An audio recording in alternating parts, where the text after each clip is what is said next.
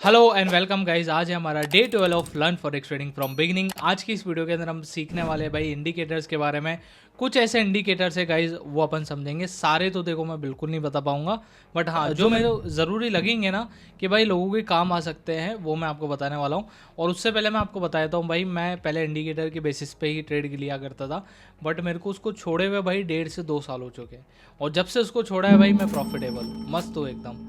ठीक है, तो ये आपको डीमोटिवेट नहीं कर रहा हूँ। अगर आप उस स्ट्रेटजी पे फॉलो करते हो, कुछ ना कुछ कर सकते हो, कोई ऐसी दिक्कत की बात नहीं है। लोग करते हैं भाई, प्रॉफिट भी कमाते हैं मस्त वाला, बट मेरे पे पता नहीं क्यों नहीं सूट करता है भाई। तो अगर आप पे सूट करे तो आप फॉलो कर लेना। और हाँ, उससे पहले मैं आपको बता देता हूँ, इस चैनल के ऊपर भाई फ्री के अंदर मैं फॉरेक्स ट्रेडिंग की सीरीज चला रहा हूँ, जहाँ पर मैं बिल्कुल जीरो से एडवांस तक आपको सिखाऊंगा, चाहे वो टेक्निकल्स हो, बेसिक्स हो, फॉरेक्स का ट्रेड लेना वगैरह सारी चीज़ें।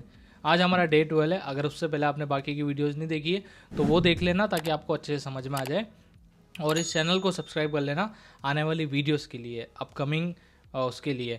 और हाँ, अगर आप फॉरेक्स में ट्रेड भी करना चाहते हो तो नीचे ब्रोकर का लिंक मिल जाएगा, वहाँ से रजिस्टर्ड कर लेना भाई। चलिए चलते हैं स्क्रीन के ऊपर और देखते हैं भाई सारी चीज़ें। ठीक है, फॉर एग्जांपल ये है गाइज अपना गोल्ड का चार्ट। ठीक है, मैं तो देखो सिंपल प्राइस एक्शन फॉलो करता हूँ, बट ठीक है आपको मैं बता देता हूँ इंडिकेटर्स वगैरह। अब देखो आप किसी भी चार्ट के ऊपर आओगे ना, यहाँ पे आपको इंडिकेटर दिख जाएंगे। इंडिकेटर के ऊपर जाना। फॉर एग्जांपल आपको कुछ ऐसे ज़रूरी इंडिकेटर्स है, वो मैं आपको बताने वाला हूँ। उसको अच्छे से समझ लेना, बहुत बेसिक लेवल के ऊपर मैं आपको समझाऊंगा। पहला इंडिकेटर जो गाइज अपना होता है वो होता है मूविंग एवरेज।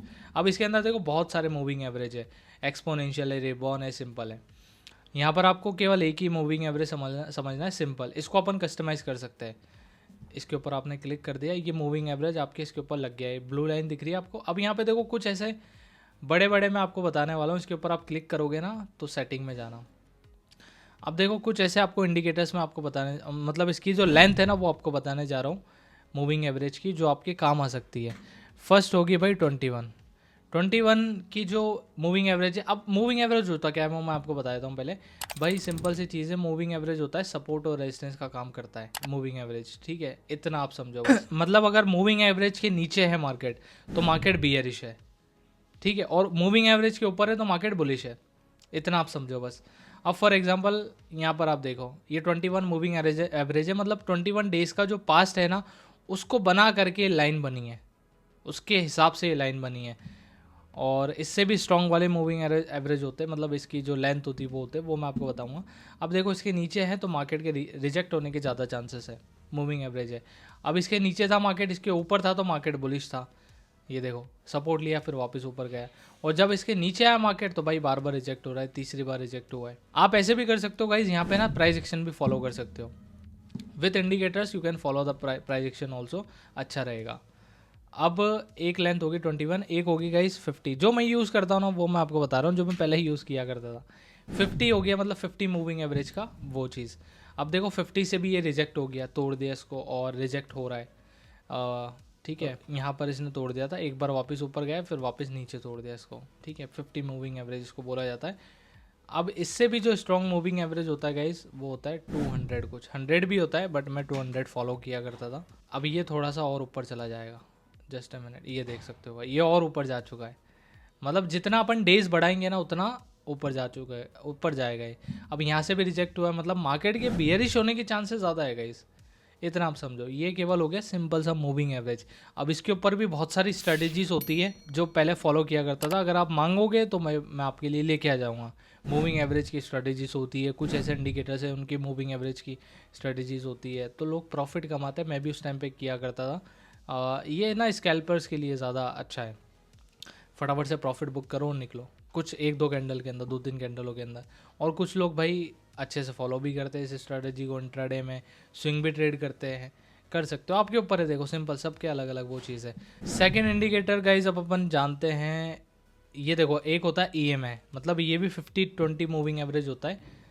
और ये देख सकते हो इसकी क्रॉसिंग के ऊपर अपन यहाँ पे ट्रेड लेते हैं, बट ये इतना ज़्यादा स्ट्रॉन्ग है नहीं, वो मैं सजेस्ट करूँगा नहीं आपको।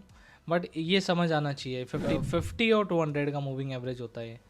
अब देखो जब ये ग्रीन वाली लाइन नीचे रेड वाली लाइन को क्रॉस करती है तो मार्केट के बियरिश के चांसेस ज़्यादा हो जाते हैं। और जब ग्रीन वाली लाइन रेड वाली लाइन को ऊपर की साइड क्रॉस करती है तो बाइंग के चांसेस ज़्यादा हो जाते हैं, जैसे यहाँ पर आप देख सकते हो यहाँ पर क्लोज करी तो उसके बाद मार्केट ऊपर गया भाई, बहुत दबा के ऊपर गया।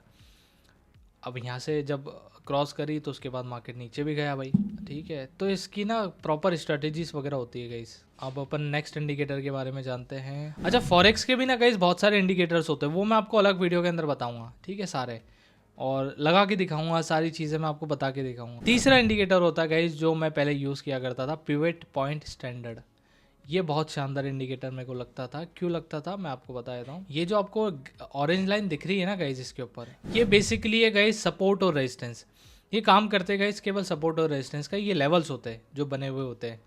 फॉर एग्जांपल इसको मार्केट ने ब्रेक कर दिया, अब यहाँ पे भी ना इसकी सेटिंग होती है गाइस, वो सेटिंग फिबोनाची आप कर दो, और इसकी पिवट पॉइंट का नंबर मैं भूल गया, बहुत टाइम हो गया यूज़ करे हुए। फिबोनाची आप इसको कर दो, बाकी इसके ऊपर मैं एक और वीडियो लेकर के आऊँगा। अगर आप स्ट्रेटेजी मांगोगे ना, अलग अलग वीडियोस भी मैं लेके आ जाऊँगा। 8 से 10 स्ट्रेटेजीज अलग से पूरी सीरीज चलेगी अपनी। बोलना बस कमेंट के अंदर बोलना भाई, मेरे को तो बनानी है वीडियोस, मदद करनी है आप लोगों की, ठीक है। और ये सपोर्ट और रेजिस्टेंस का काम करते हैं green line, sorry orange line, इतना आप समझो बस, ठीक है। और इससे ज़्यादा कुछ नहीं। ये पहले मैं यूज़ किया करता था, इसकी भी एक स्ट्रेटेजी होती है। और RSI, वो तो सबसे ज़्यादा ज़रूरी है, वो तो मैं आज भी यूज़ करता हूँ गाइस, रिलेटिव स्ट्रेंथ इंडेक्स। अब देखो गाइस RSI होता क्या है। RSI का मतलब होता है कि मार्केट के अंदर वॉल्यूम कितना है ना, मार्केट किस तरीके से वो करता है, स्ट्रेंथ कितनी है मार्केट के अंदर, सब आपको पता लग जाता है। अब इसकी सेटिंग में भी आप जा सकते हो और सेटिंग इसकी बदल सकते हो। जस्ट अ मिनट, ये रही इसकी सेटिंग, ये RSI की लेंथ है, ठीक है। इसके ऊपर नहीं जाते हैं अपन, जाते हैं भाई इसके ऊपर, इसको अपन कर देते 80 और इसको अपन कर देते 20, ठीक है। ये मिडल की लाइन को आप ऑफ भी करोगे तो भी चलेगा। अब यहाँ पे देखो गाइस, जब जब मार्केट इस 80 को छुएगा ना, ये जो लाइन है यहाँ की, ये पर्पल वाली लाइन जो आपको दिख रही है, ये जब जब मार्केट इसको छुएगा ना, इसका मतलब होता है कि मार्केट ओवर बॉट हो चुका है। मार्केट के नीचे जाने के चांसेस अब ज़्यादा हैं। लोग 70 पे भी करते हैं, 60 पे भी करते हैं, बट मैं जनरली 80 पे करता था भाई। सिंपल सी चीज़ आपको बताऊँ तो, मार्केट ने अगर 80 को छू लिया तो मैं सेल कर देता था विथ प्राइस एक्शन, और जब मार्केट 20 के ऊपर आ जाता था या वहाँ से लेकर के सपोर्ट लेकर के ऊपर जाता था तो मैं बाई कर लेता था। मतलब ओवर सोल्ड हो चुका है मार्केट, तो मार्केट के अब बायर्स ज़्यादा आएंगे। सिंपल सी चीज़ है, मीनिंग ये RSI की, और ज़्यादा कुछ मत समझो। और देखते हैं और कुछ होते हैं तो इंडिकेटर्स मैं आपको बता देता हूँ, कुछ और काम आएंगे तो ठीक है मैं और ले आऊँगा भाई आप लोगों के लिए ना। एक है वॉल्यूम, ठीक है, वॉल्यूम बताना आपको भूल गया था। वॉल्यूम का मतलब होता है कि भाई मार्केट के अंदर वॉल्यूम कितना है, सिंपल सी चीज़। तो वो आपको ये देखो, ये दिख जाएगा। ये रेड और ग्रीन तो छोड़ ही दो कि कितना क्या कुछ है, बस आपको वॉल्यूम पता होना चाहिए कि कितना वॉल्यूम है। आप इसके ऊपर कलर के ऊपर जा करके ऐसे भी कर सकते हो, कलर छुपा सकते हो, ब्लैक कर सकते हो पूरा कलर, क्योंकि कुछ मायने नहीं रखता। सच बताऊँ, कलर कुछ मैटर नहीं करता है भाई। लोग स्ट्रेटेजी फॉलो करते हैं बट मैं नहीं करता। मार्केट के अंदर वॉल्यूम मेरे को कहाँ दिख रहा है, ये रहा वॉल्यूम, ये रहा वॉल्यूम, ये रहा वॉल्यूम, ये रहा, ये रहा, ये होता है वॉल्यूम मार्केट के अंदर। अब यहाँ पर देखो, यहाँ पर मार्केट के अंदर वॉल्यूम आया। अब मेरे को प्राइस एक्शन के अकॉर्डिंग क्या लग रहा है, कहाँ जा सकता है मार्केट, मेरे को लग रहा है कि भाई यहाँ से ऊपर जा सकता है, तो मैं बाई करूँगा ना भाई, क्योंकि यहाँ पे वॉल्यूम आया।